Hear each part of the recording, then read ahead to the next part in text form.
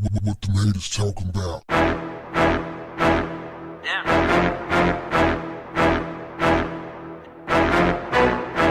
What's up, family?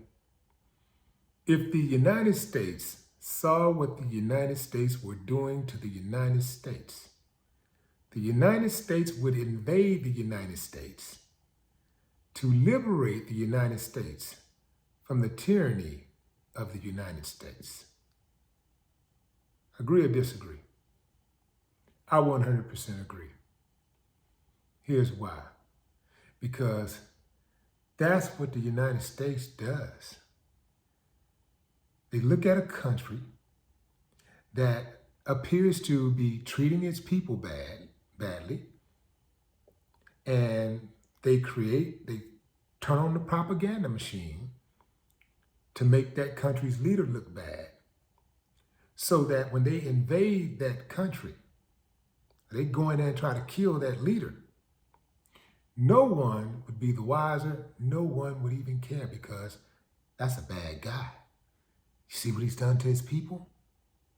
Family, isn't it amazing how the United States can rush over to another country in the name of democracy, in the name of civility, humanity, and rescue a downtrodden people, rescue people who are having their civil liberties taken away from them by their government,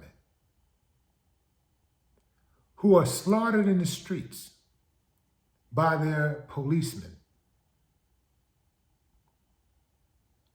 who are starved by their politicians, their leaders, their civic leaders. You know, they're always showing homeless people, right, in other countries, showing people starving. But what about America's homeless? That don't count. It's like over here, all kind of chaos is going on. But they figured out a way, this mind Jedi trick, to get everybody focused on the other little countries over here or over here. Usually these countries are oil rich, mineral rich, you know, diamonds, cocoa, just, the stuff that they need, right? America needs stuff, right? There's always something there that they want. They go in under the guise of aid. Next thing you know, America has set up shop in this little country. Now they got military people there. They're bringing in money and aid, and next thing you know, they're handpicking the president, handpicking the prime minister. They're handpicking all of the major players, the military general, everybody, all of the leaders, all of the people in the leadership positions, they're handpicking them. And the next thing you know, the country is westernized. Let me tell you something, fam. Western society is a cesspool. It's one of the worst in the world.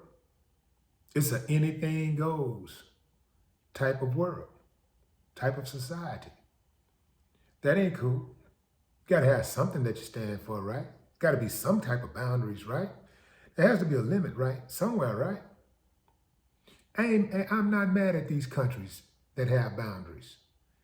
You're not gonna get it all right, but at least when you look at a lot of these countries, it looks like they at least love their people, at least they, it appears that at least the government, cares about all of the people, not just some, right?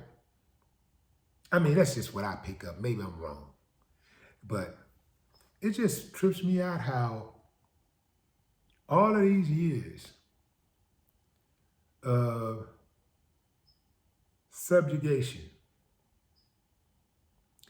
All of these years of lynching, slavery, police brutality, all of the human suffering that goes on right here in America, sanctioned by the U.S. government. But they always want to run over to some other country and tell another country about its problems. That's an old saying. Before you clean somebody else's house, you make sure your own house is clean. America didn't get the memo. It never has, it never will, because America is one of the greatest hypocrites. The greatest hypocrite.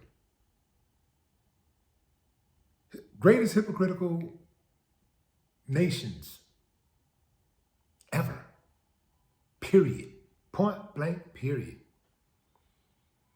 They don't even try to hide the dirt. Well, I guess they're trying to hide it now with the critical race theory, and they've always tried to hide it. Just like when a white guy goes out there and kills somebody, commits mass murder, the first thing they start doing is trying to make excuses for how he had a mental condition.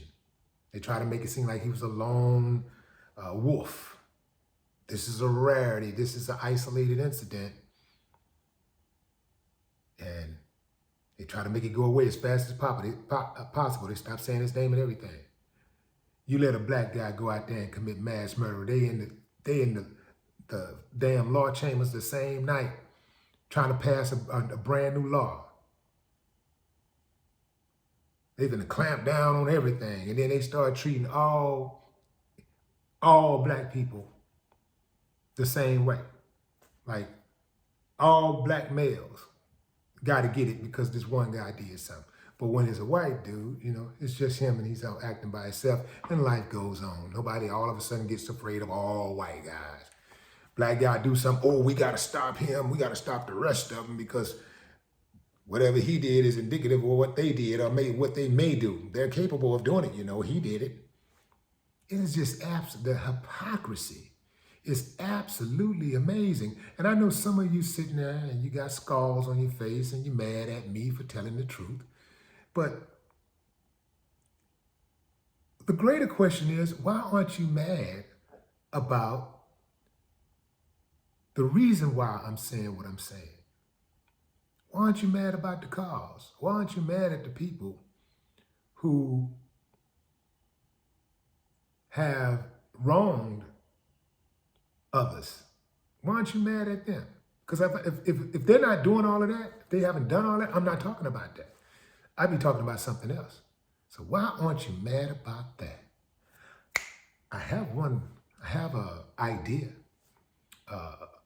Perhaps you benefit in some way off of it.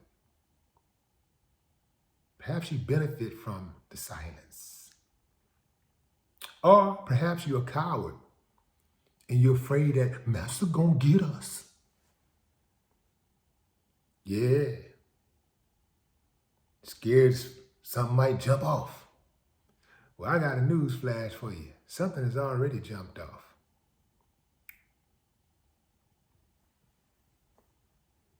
Why is America so quick to raise hell when other countries are accused of human rights violations? America, I want you to understand this. For all of you cop apologists, for all of you that hate to hear the truth, trying to suppress history, trying to whitewash history, I want you to know silence is consent. You see wrong being done and you want people to be quiet, you're culpable. Equally guilty.